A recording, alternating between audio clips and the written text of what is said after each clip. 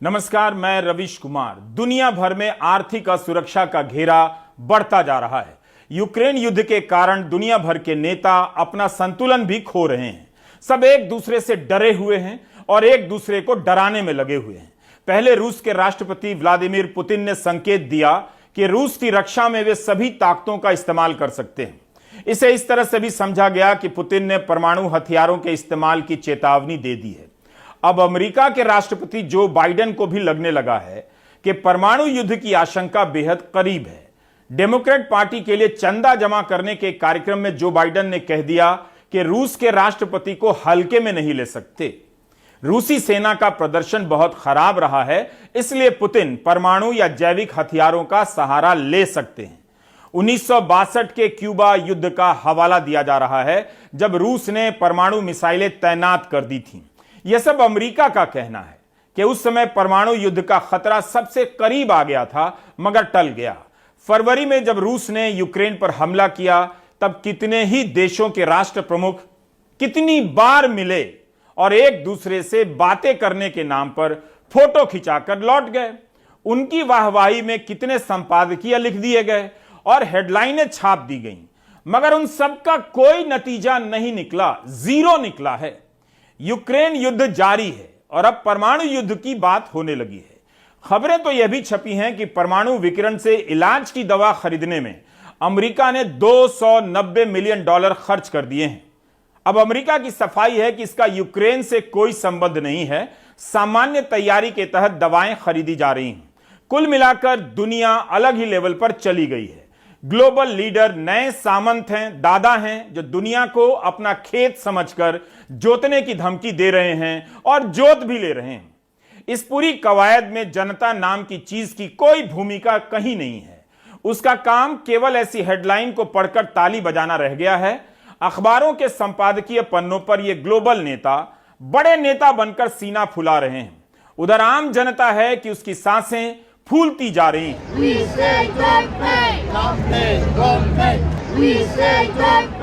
तबाही तो अमेरिका में भी आई, मगर यूरोप ने जो कीमत चुकाई है वह अप्रत्याशित है। ब्रिटेन से आने वाली खबरों पर नजर रखिए।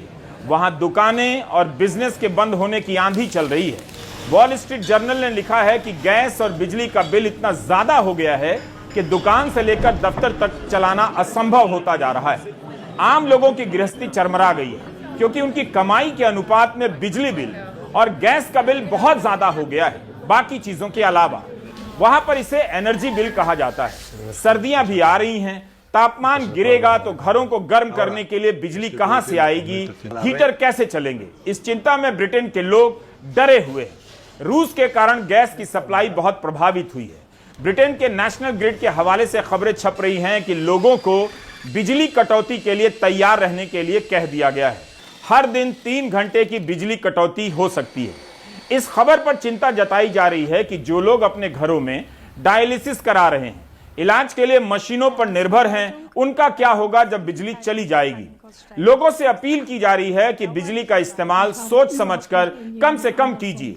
मीडिया में आम लोग कह रहे हैं कि एनर्जी बिल उन्हें कंगाल कर रहा है। इस कारण वे कोशिश करेंगे कि कहां तक न्यूनतम तापमान को इन सर्दियों में सह सकते हैं, उसके बाद ही घर को गर्म करने के लिए हीटर का इस्तेमाल करेंगे। यह हालत हो गई है ब्रिटेन की। मजबूर होकर सरकार को आदेश देना पड़ा है कि किसी का भी एनर्जी बिल 2500 पाउंड सालाना से अधिक नहीं होगा। इस कारण सरकार पर भारतीय रुपए में 8.25 लाख करोड़ रुपए तक का खर्चा आ रहा है। कल्पना कीजिए, ब्रिटेन के लोग बिजली का इस्तेमाल कर सकें, इसके लिए वहां की सरकार 8.25 लाख करोड़ रुपए की सब्सिडी दे रही है। एनर्जी बिल के कारण लोगों की कमाई घटी है, लोग खर्च करने की स्थिति में नहीं है। एक नया डेटा आया है कि 22% आबादी को घर चलाने के लिए कमाई के साथ साथ लोन लेना पड़ रहा है और लोन महंगा होता जा रहा है। आबादी का बड़ा हिस्सा बचत नहीं कर पा रहा। यहां महंगाई 40 साल में सबसे अधिक है। केवल बिजली बिल ही नहीं, हर चीज महंगी हो चुकी है। जाहिर है लोग खर्च कम कर रहे हैं और इस कारण दुकानों से लेकर कंपनियों की हालत खराब हो रही है, सामान नहीं बिक रहे। वॉल स्ट्रीट जर्नल ने लिखा है कि इस साल के पहले 6 महीनों में 2.5 लाख से अधिक कंपनियां बंद हो गईं। माना जा रहा है कि इनमें सबसे अधिक छोटे स्तर की कंपनियां या बिजनेस हैं जिनमें 8 से 10 लोग काम करते हैं। ब्रिटेन में दुकानों और बिजनेस के बंद होने की आंधी चल रही है। Pub, cafe, bakery, book store दनादन बंद हो रहे हैं। तेज रफ्तार से बिजनेस फेल हो रहे हैं। कंपनियों से लेकर आम लोगों ने खरीदारी बंद कर दी है। कहा जा रहा है कि उपभोक्ताओं का आत्मविश्वास 1974 के स्तर पर पहुंच गया है, सबसे कम है। ब्रिटेन का मिडिल क्लास तबाह है। साफ है कि अमेरिका और यूरोप के देशों के प्रतिबंध की राजनीति से युद्ध नहीं रुकता है। प्रतिबंध चलते रहते हैं, धंधा भी चलता रहता है, मगर जनता तबाह होती रहती है। ब्रिटेन में भी, जर्मनी में भी और अमेरिका में भी। नव उदारवाद के दौर में जो सरकारें कहने लगी थी कि पेट्रोल से लेकर बिजली के बिल बाजार से तय होंगे, इसमें सरकार की कोई भूमिका नहीं है। अब वही सरकारें तय कर रही हैं कि एक सीमा से ज्यादा बिजली का बिल नहीं हो सकता। ब्रिटेन की कंपनियां तो सरकार से ही मांग कर रही हैं कि बिजली बिल की सीमा उनके लिए भी तय कर दी जाए, जिस तरह से आम उपभोक्ताओं के लिए तय की गई है। मगर वहां भी उनके लिए भी बिजली बिल बहुत ज्यादा है। 300% तक बिजली बिल बढ़ा है। ब्रिटेन की बात कर रहा हूं। 2021 से ही ब्रिटेन में बिजली के बिल बढ़ने शुरू हो गए थे। यूक्रेन युद्ध से बहुत पहले सबको पता था कि कोविड के कारण आर्थिक तबाही आने वाली है, लेकिन तब भी किसी ने यूक्रेन युद्ध को रोकने की गंभीर कोशिश नहीं की। अमेरिका का साथ देने के कारण यूरोप तबाह होने लगा है और अमेरिका अपने लिए तेल का जुगाड़ करने में लगा है। खबरें आ रही हैं कि वेनेजुएला से प्रतिबंध हटाए जा सकते हैं ताकि वहां से तेल खरीदे जा सकें। नवंबर में अमेरिका में चुनाव है और वहां भी पेट्रोल बहुत महंगा होता जा रहा है। ओपेक प्लस देशों ने कच्चे तेल के उत्पादन के टारगेट को कम कर दिया। इससे कच्चे तेल के अंतर्राष्ट्रीय दाम बढ़ेंगे और फिर से हर जगह पेट्रोल डीजल और महंगा होगा। तो दुनिया इस नाजुक स्थिति में है। आए दिन रेटिंग एजेंसियां ऐलान कर रही हैं कि दुनिया में मंदी आने वाली है। भारत में भी जीडीपी के विकास दर में लगातार कटौती का ऐलान होता जा रहा है। मूडी ने तो भविष्यवाणी कर दी कि भारत की जीडीपी 8.8% होगी। अब वही मूडी अपना मूड बदलकर कह रही है कि 7.7% रहेगी। अंतर्राष्ट्रीय मुद्रा कोष ने कहा था कि भारत की जीडीपी 8.2% की दर से बढ़ेगी, लेकिन अब उसने भी घटाकर 7.4% कर दिया है। United Nations conference on trade and development UNCTAD ने कहा है कि भारत की जीडीपी की दर 5.7% पर आ जाएगी। विश्व बैंक ने कहा है कि 2022-23 के दौरान भारत की जीडीपी 7.5% के बजाय 6.5% ही रहेगी। स्टेट बैंक ऑफ इंडिया ने भी 22-23 के लिए जीडीपी की दर 7.5% से घटाकर 6.8% कर दी है। तो सोचिए कि केवल भविष्यवाणी और पूर्वानुमान में ही जीडीपी की हालत बहुत खराब है। कम से कम 1% और अधिक से अधिक 2.5% की कमी बताई जा रही है। कोई नहीं जानता कि असली जीडीपी क्या होगी। कुल मिलाकर फरवरी महीने की शानदार हेडलाइनें अब ठोंगा बनकर मूंगफली के छिलके के साथ फेंकी जा चुकी हैं। किसी को पता नहीं कि जब भारत में पेट्रोल डीजल के दाम फिर से बढ़ेंगे तब इन दरों का क्या होगा। मुंबई में सीएनजी के दाम 7 बार बढ़ चुके हैं। अब वहां सीएनजी के रेट 86 रुपए तक पहुंच गए हैं। पेट्रोल के बराबर पहुंचने ही वाले हैं। सरकार और रिजर्व बैंक भरोसा जता रहे हैं कि 7% के आसपास विकास दर हासिल कर लेंगे। कहीं यह भरोसा कागजी ही ना रह जाए। वैसे प्रधानमंत्री के आर्थिक सलाहकार समिति के अध्यक्ष विवेक देबराय का पिछले महीने बयान था कि उन्हें निजी तौर पर हैरानी होगी अगर भारत अगले 5 साल में भी 6.5% की विकास दर को हासिल कर पाए। यानी यह 7% वाला भरोसा अभी के हेडलाइन मैनेजमेंट के लिए लग रहा है, बाद का देखा जाएगा। जमीन पर जनता बहुत परेशान है। उसने कहना छोड़ दिया है, सहना शुरू कर दिया है। विश्व बैंक की रिपोर्ट है कि 2020 में 5.5 करोड़ से ज्यादा भारतीय गरीबी में धकेल दिए गए। 2 साल में ऐसा क्या हो गया होगा कि ये गरीबी से बाहर आ गए होंगे? जाहिर है ऐसा कुछ नहीं हुआ होगा। इस वक्त कितनी गरीबी है और आम लोग महंगाई का सामना कैसे कर रहे हैं, इसकी कहीं कोई चर्चा नहीं। विवेक देबरॉय प्रधानमंत्री के आर्थिक सलाहकार समिति के अध्यक्ष हैं। उनका बयान था कि भारत एक लोअर मिडिल क्लास देश है, निम्न मध्यम वर्गीय देश। विदेश मंत्री एस जयशंकर ने अमेरिका में जाकर कह दिया कि भारत की प्रति व्यक्ति आय तो मात्र $2,000 सालाना है। तेल की कीमतों के कारण पीठ टूट रही है। इतना गरीब देश है भारत, यह मतलब हुआ। यानी भारत को भी दिखने लगा है कि अमेरिका और ब्रिटेन से तबाही का असर इस तरफ आने लगा तो क्या होगा। गांव देहात और कस्बों में पशुपालकों से बात कीजिए, पता चलेगा कि महंगाई के कारण पिछले 2 साल में वे कितने गरीब हुए। जो चारा करीब 400 रुपए क्विंटल मिला करता था, अब 1300 रुपए क्विंटल मिल रहा है। जून में तो 1700 रुपए क्विंटल पहुंच गया। चारा 400 रुपए से बढ़कर 1700 क्विंटल हो गया। लेकिन गेहूं 2000 रुपए क्विंटल से बढ़कर 2400 रुपए क्विंटल तक ही पहुंचा। मोहित के पास 15 भैंसें हैं। भैंसों के चारे का बजट ही 1 लाख रुपए तक पहुंच जाता है। पहले हर दिन 2000 का चारा लगता था, अब 3000 का हो चुका है। यह केवल चारे का हिसाब है, मवेशी पर और भी खर्चे होते हैं, वो भी शामिल है। पशुपालन से किसान अतिरिक्त आय हासिल कर लेता था, लेकिन उस पर भी आफत है। मीडिया में रिपोर्टिंग नहीं होने से लोगों की तकलीफ दूर नहीं होती। लोग किसी तरह गुजारा कर रहे हैं। लंबे समय से कम कमाई और अधिक महंगाई झेलते झेलते भारत के आम लोगों की क्या हालत हुई है, हम ठीक ठीक नहीं जानते हैं। लोग ही बता सकते हैं कि वे 8 साल में अमीर हो गए या जहां थे वहीं पर हैं, या जो था वो अब नहीं है। उनकी आर्थिक असुरक्षा पर बात नहीं हो रही, इसकी जगह धार्मिक असुरक्षा पैदा की जा रही है, उसका भूत खड़ा किया जा रहा है। हर दिन किसी ना किसी बहाने से धार्मिक असुरक्षा का कोई मुद्दा या वीडियो सामने आ जाता है और देश को इसमें उलझाया जाता है, ताकि लोगों को लगे कि वह आर्थिक रूप से असुरक्षित नहीं है, बल्कि आर्थिक सुरक्षा से ज्यादा बड़ी बात है धार्मिक सुरक्षा। हर शाम गोदी मीडिया बताता है कि धर्म खतरे में है। सरकारी संस्थाएं भी इस भावना को आवाज देने लग गई हैं। कभी अदालत के फैसले के पहले बुलडोजर चलाकर, तो कभी बीच बाजार में खंबे से बांधकर 80 साल के बुजुर्ग को भी डंडे से पीटा जाता है। गुजरात में गरबा में मुसलमानों के प्रवेश के नाम पर या कथित रूप से पत्थर चलाने के नाम पर जो हुआ, उसके पीछे एक राजनीतिक कारण भी हो सकता है, ताकि चुनावों के दौरान लोग आर्थिक मुद्दों की बात ही ना करें, धर्म की सुरक्षा को लेकर कूद पड़ें और उसी में उलझे रह जाएं।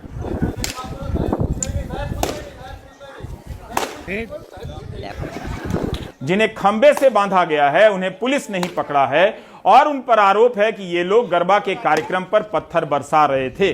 डंडा से मारने वाले सादे कपड़ों में हैं, जिन्हें मारा जा रहा है वे सभी मुसलमान हैं। यह घटना गुजरात के खेड़ा जिले के मातार तालुका के उंधेला गांव की है। क्या आप इसी तरह का भारतीय राज्य चाहते हैं? अगर यही सर्वोत्तम उपाय है, तब फिर पुलिस, उसकी जांच, वकील और अदालत की क्या जरूरत है? क्या मान लिया जाएगा कि पुलिस जिसे पकड़ लेगी वही दोषी होगा? जिस पर हत्या का इल्जाम लगा देगी उसे खंभों से बांधकर मार दिया जाएगा और दीवारों में चिनवा दिया जाएगा। क्या इस देश में इसी तरह से इंसाफ होगा? किसी को खंभे से बांधकर मारा जाएगा और वहां भीड़ भारत माता की जय और वंदे मातरम के नारे लगाएगी। हर दिन ऐसे वीडियो से लोगों को इस भीड़ में बदला जा रहा है। क्या संवैधानिक व्यवस्था को तोड़कर भी वंदे मातरम के नारे लगाए जा सकते हैं? Do you get my point? 7 अक्टूबर के इंडियन एक्सप्रेस में अदिति राजा की खबर छपी है। बिजली के खंभे से बांधकर जो डंडे से मार रहे हैं, उन जनाब का नाम A.V. परमार है। वो पुलिस इंस्पेक्टर हैं। उनके साथ सब इंस्पेक्टर D.B. कुमावत हैं। इस रिपोर्ट के लिए दोनों से संपर्क किया गया एक्सप्रेस की तरफ से, मगर रिपोर्ट में लिखा है कि जवाब नहीं मिला। आप एक काम कीजिए, पत्थर चलाने की घटनाओं के नाम से सर्च कीजिए। आप पाएंगे कि पिछले 8 साल में कई राज्यों में पत्थर चलाने का भूत खड़ा कर एक समुदाय को निशाना बनाया गया और कई मामलों में ऐसी घटनाएं गलत निकली। तब आपको पत्थर मारने की राजनीति का सही सही अंदाजा होगा। हाल ही में गृह मंत्री अमित शाह ने गुजरात दौरे पर कहा कि 2002 के बाद पैदा हुए उन किशोरों से अगर पूछा जाए तो वह कर्फ्यू के बारे में नहीं बता सकेगा। जाहिर है वे 2002 के दंगों को लेकर इशारा कर रहे थे और बता रहे थे कि अब दंगे नहीं होते हैं, कर्फ्यू नहीं होते। फिर उस गुजरात में गरबा के समय अचानक से टकराव की इतनी घटनाएं कैसे बढ़ गई? कहीं पत्थर चल रहे हैं तो कहीं लोग दूसरे समुदाय के लोगों को गरबा के भीतर से पकड़ ला रहे हैं और इस तरह से बता रहे हैं जैसे इस देश में साजिश चल रही है। क्या बिजली के खंभे से बांधकर 4 लोगों को डंडे से पीटने की घटना को आप 2002 से शुरू हुई राजनीति से अलग कर सकते हैं?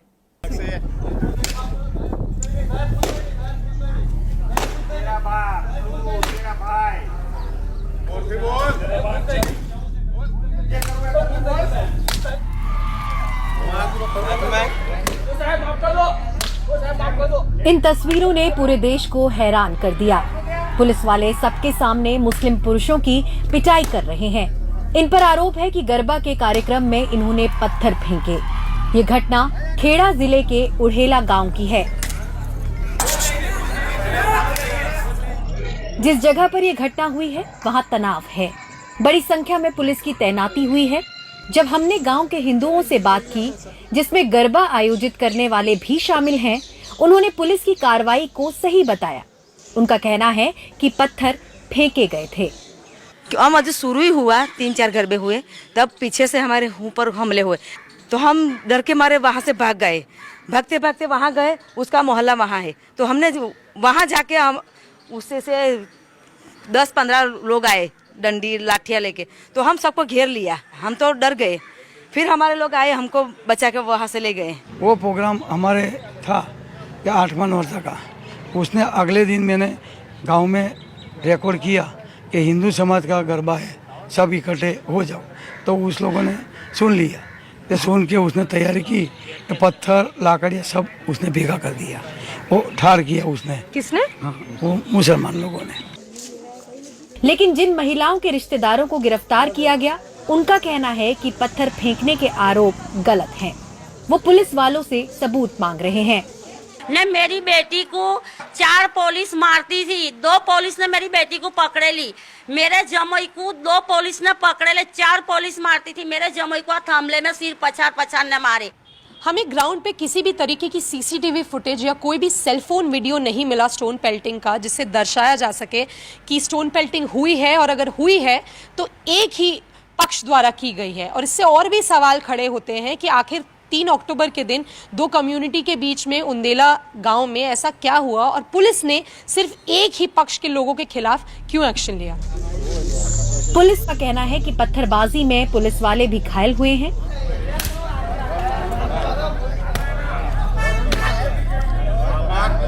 हालांकि वो जांच कर रहे हैं कि अगर पिटाई का ये वीडियो सही होगा तो कार्रवाई हो सकती है। जो वायरल वीडियो हुआ है उसके बारे में सीनियर ऑफिसर्स ने इसको गंभीरता से लिया है, और उसका इन्वेस्टिगेशन एक क्लास 1 ऑफिसर को दिया गया है, डिप्टी एसपी को। और डिप्टी एसपी जो प्रायोरिटी के बेस पे उनका इन्वेस्टिगेशन कर रहे हैं, और एज सुन एज पॉसिबल, जल्द से जल्द, जितना हो सके इतना जल्द से जल्द उसमें डिटेल रिपोर्ट सबमिट करने के लिए आदेश किया गया है। तो वो हर एक पॉइंट की अच्छे से इंक्वायरी करेंगे और डिटेल रिपोर्ट भेजेंगे, और बिल्कुल उसमें जो भी सत्य होगा वो उसमें मेंशन होगा, तो उसके मुताबिक आगे कार्यवाही हो जाएगी।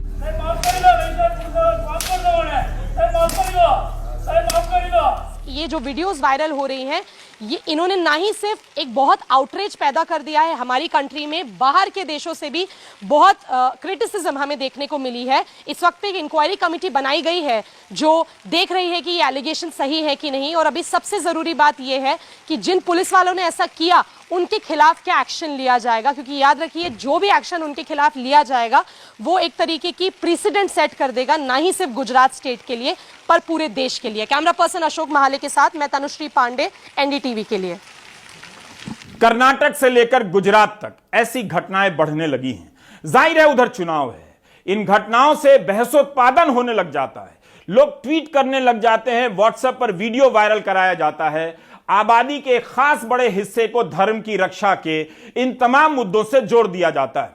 इसके असर में लोगों को लगने लग जाता है कि उनका धन खतरे में नहीं है, धर्म खतरे में है। हिसाब कीजिए कि आर्थिक रूप से आप कितने पीछे चले गए हैं। $1 $82.33 के भाव पर पहुंच गया। उन परिवारों की भी हालत खराब होगी जिनके बच्चे विदेशों में पढ़ने गए हैं। फीस से लेकर रहने का खर्चा भी काफी बढ़ गया होगा।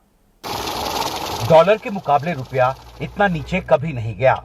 शुक्रवार को रुपया रिकॉर्ड निचले स्तर $82.33 तक चला गया। दरअसल इस साल की शुरुआत से ही रुपए की कीमत में गिरावट का सिलसिला जारी है। 2022 में डॉलर के मुकाबले रुपया 10% से ज्यादा कमजोर हुआ है। रुपया कमजोर होने का सबसे ज्यादा असर कच्चे तेल के आयात पर पड़ेगा। भारत अपनी जरूरत के 80% से ज्यादा कच्चे तेल का आयात करता है, जिसका भुगतान डॉलर में होता है। साफ है, रुपए की कीमत गिरने से भारत का तेल आयात बिल और बढ़ जाएगा। रुपए की कीमत में ऐतिहासिक गिरावट ऐसे समय पर दर्ज हुई है जब शुक्रवार को अंतर्राष्ट्रीय तेल बाजार में कच्चे तेल की कीमतें एक बार फिर बढ़कर $95 प्रति बैरल के आसपास पहुंच गईं। बुधवार को ही ओपेक देशों ने 1 नवंबर से प्रतिदिन 20 लाख बैरल तेल का उत्पादन कम करने का फैसला किया है, जिसके बाद से तेल की कीमतें और बढ़ने की आशंका है। जाहिर है, इससे भारत का करंट अकाउंट डेफिसिट बढ़ेगा और साथ ही बढ़ी हुई पेट्रोल और डीजल की कीमतों के इस दौर में राहत की गुंजाइश भी घटेगी। ऑयल ऐसा है कि जिसकी हम कंजम्पशन कट डाउन नहीं कर सकते, बहुत कम कर दो तो उसके चलते क्या होगा, हमारा ओवरऑल इंपोर्ट बिल जो है वो बढ़ जाएगा, हमारा ट्रेड डेफिसिट भी बढ़ते चला जाएगा, करंट अकाउंट डेफिसिट। उसके चलते क्या होगा कि लोगों का जो बाहर के लोग जो यहाँ पे कैपिटल ले आते हैं उसकी एक्सपेक्टेशन में ये है कि ये तो इन्फ्लेशन बढ़ते जाएगा, तो वो हो सकता है थोड़ा कैपिटल लाना कम कर दे, निकालना बढ़ा दे, तो उसके चलते ये रुपये ज्यादा फॉल करने की और ज्यादा फॉल करने की एक आशंका हो सकती है और उसके चलते हमारा इन्फ्लेशन और बढ़ेगा, ऑयल का प्राइस भी और बढ़ जाएगा। रुपीज के ग्लोबल प्राइस तो बढ़ ही रहा है, बट उसको रुपये में कन्वर्ट करेंगे तो और ज्यादा बढ़ेगा। रुपया कमजोर होने से कोयला, लौह अयस्क जैसे कमोडिटी के आयात पर खर्च भी बढ़ेगा। साथ ही mobile, laptop, TV, solar panels जैसे इलेक्ट्रॉनिक आइटम्स के कंपोनेंट्स के इंपोर्ट पर भी खर्च बढ़ेगा। शॉर्टर टर्म में क्या किया जाए उसके लिए बहुत ही महत्वपूर्ण है कि इसके ऊपर सरकार को, आरबीआई को अच्छे से विचार करना चाहिए। और जहां तक हम समझते हैं कि जो हमारे इसेंशियल्स हैं, जिस तरीके से हम क्रूड इंपोर्ट करते हैं खास करके, या फिर जो और हम जरूरी वस्तुएं जो इंपोर्ट करते हैं उनके लिए एक स्पेशल विंडो को स्ट्रेंथन करना चाहिए, जैसे जिसमें कि डॉलर उनको आरबीआई के विंडो से अवेलेबल हो। तो उस तरीके से क्या होगा कि जो स्पेकुलेशन है मार्केट में डॉलर के लिए वो कम हो जाएगी और जो डिमांड फॉर डॉलर है, जो खासकर जो नीडी लोग हैं उनको एक सिंगल विंडो से डॉलर मिल पाएगा। एक्सपोर्टरों का एक तबका खुश है। फार्मा और आईटी जैसे सेक्टरों में एक्सपोर्टरों को फायदा होगा क्योंकि उन्हें पेमेंट डॉलर में मिलता है। अंतर्राष्ट्रीय अर्थव्यवस्था पर मंदी के बादल गहराते जा रहे हैं और गुरुवार को ही वर्ल्ड बैंक ने वित्तीय साल 2022-23 के दौरान भारत की पहले अनुमानित विकास दर को 7.5% से घटाकर 6.5% कर दिया है। जाहिर है, ऐसे माहौल में कमजोर होता रुपया भारत सरकार के लिए एक बड़ी चुनौती बनता जा रहा है और इससे निपटने के लिए सरकार को आरबीआई के साथ मिलकर जल्दी पहल करना होगा। दिल्ली से प्रेम सिंह के साथ Himanshu Shekhar, NDTV India. Doctor Bhimrao Ambedkar की 22 प्रतिज्ञाएं इतिहास का एक निर्णायक दस्तावेज है, मगर वो वर्तमान का भी हिस्सा है। हर साल बड़ी संख्या में, लाखों की संख्या में ये 22 प्रतिज्ञाएं दोहराई जाती हैं। डॉक्टर अंबेडकर की विरासत पर दावा करने वाली चाहे बीजेपी हो या आम आदमी पार्टी या कोई भी दल हो, वो डॉक्टर अंबेडकर को इन प्रतिज्ञाओं से अलग नहीं कर सकते हैं। इन प्रतिज्ञाओं के रहते हुए भी यूपी चुनाव के समय बहुजन समाज पार्टी ने ब्राह्मणों को बुलाकर शंख ध्वनि से स्वागत किया, जबकि एक प्रतिज्ञा इसके विरोध में भी है।